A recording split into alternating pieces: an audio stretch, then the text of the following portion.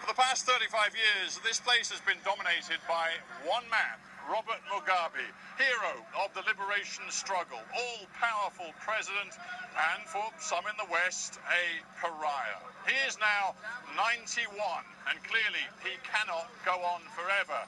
But what comes next? Well, my guest today is the influential, outspoken information minister here, Jonathan Moyo.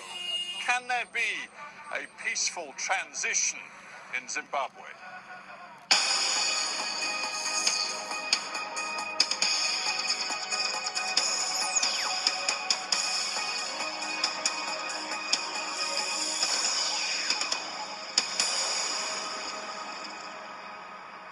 Jonathan Moyo, welcome to Hard Talk. Thank you. Would you agree with the proposition that Zimbabwe is in desperate need of change? Well, it depends on what you mean by change. We are a country which is a product of revolutionary change, and therefore revolution has always been part of our project. And we are still implementing the agenda of our revolution. It's hard to embrace the notion of Zimbabwe changing very much when you have a president who has ruled this country for 3.5 decades and who is now aged 91. He is the one who led the independence struggle. He led the revolution. And as I just said, the agenda of the revolution is still with us. We are better off as a country with the leadership that understands our revolution and its objectives than with a leadership which may be, in fact, at odds with the objectives of that revolution. But I come back to the inevitability of aging and succession. I mean, the fact is that Robert Mugabe, an immense figure in this country and across Africa, is 91 years old. And it is quite clear that in the politics of Zimbabwe today, there is a real focus on what next, the succession. And it seems to me it is beginning to destabilize politics in this country.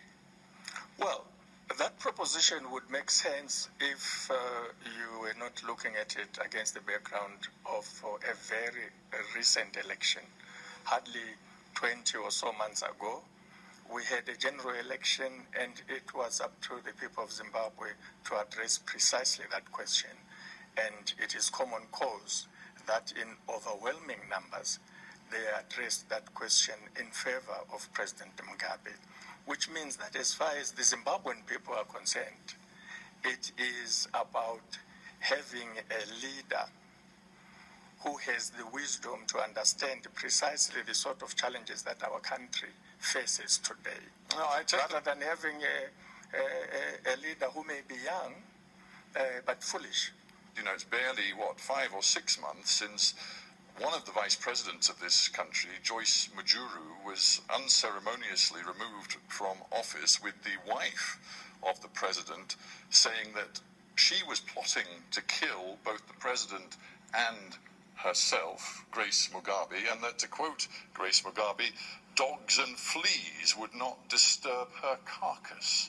That is instability, is it not? No, that is political banter. And Zimbabwe has human beings who engage in politics. When you accuse the vice president of trying to kill the president, that's not banter. Well, the fact of the matter is this is a statement coming from the run-up to our Congress. And it is a fact that there were quite some serious allegations which were not created by the First Lady, but they were all over the place in the body politic. And it was very important to have a courageous person in the form of the First Lady, Dr. Mugabe, to speak with respect, that issue. And this is Joyce Mujuru's view on this. Not one shred of evidence was produced to back the claims made by Grace Mugabe.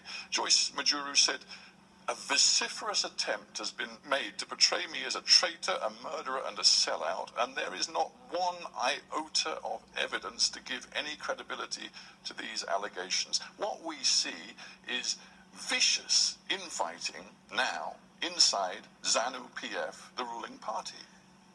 No, you saw a very spirited run-up to the Congress, which the ruling party holds every 5 years.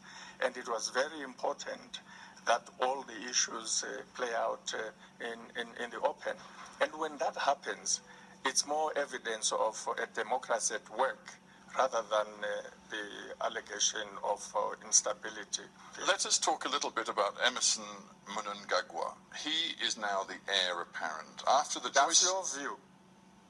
Don't state it as well, he's the vice president of the country. That's not my view. He is a vice president of the country, one of the two, appointed by the president to assist him to implement the president's agenda related to his pledges to the electorate. After Joyce Majuru was fired, was politically obliterated, I want to explain Emerson Mnangagwa, by all accounts, across this country, is seen as the man who will be the next president. You can ask those who see him that way. But do you not see him that way? He is an appointed vice president.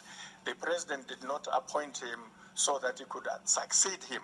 He appointed him so that he could assist him to implement the government of the policy program of the government. Do you think that a man, and this is Mr. Mnangagwa, who will always be associated with the massive abuse of human rights in the military campaign of the early 1980s, which saw between 10 and 20,000 Ndebele people killed in Matabeleland, do you think he is the right man to take Zimbabwe forward in the 21st century?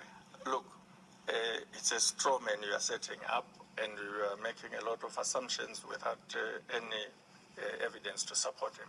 I repeat, he has been appointed to assist the president. As for these associations you are alleging, this is the stuff that you find in the newspapers. It's not just in the newspapers, it's in the US State Department, it's in a whole series of human rights reports from international organizations. We know, for example, that during this campaign, Mr. Mnangagwa, he said that he would shorten the stay on earth of any cockroaches who opposed Mr. Mugabe. This now the man who is talked of as Zimbabwe's next president. I just wonder if that is healthy. I want to repeat, this reference to him as the next president is yours. And it's a burden that you should unravel for yourself and not state as a fact.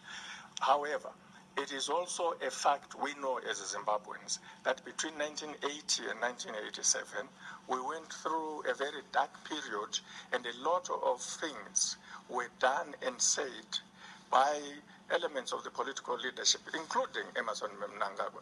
I mean, if I may get personal, and forgive me for getting personal, but I believe you lost family members in that military campaign. Yes, I did. And I just wonder whether you personally, given your history, could countenance a man so closely associated with the mass killings becoming the next president of your country. What I can tell you is that before he departed, the late former Vice President Joshua Nkomo, who was much more involved with these issues you are raising than yourself or anyone else who makes reference to them, entered into a unity accord which addressed those issues. And we have learned from that unity accord that it is far better to build bridges than to harbor grudges. It's not wise in politics to carry grudges with you. Just a final point on the leadership issue, and then I want to move on to substantive policy areas. But on the leadership issue, late last year, I've already mentioned her, but she became very significant in political terms. That is the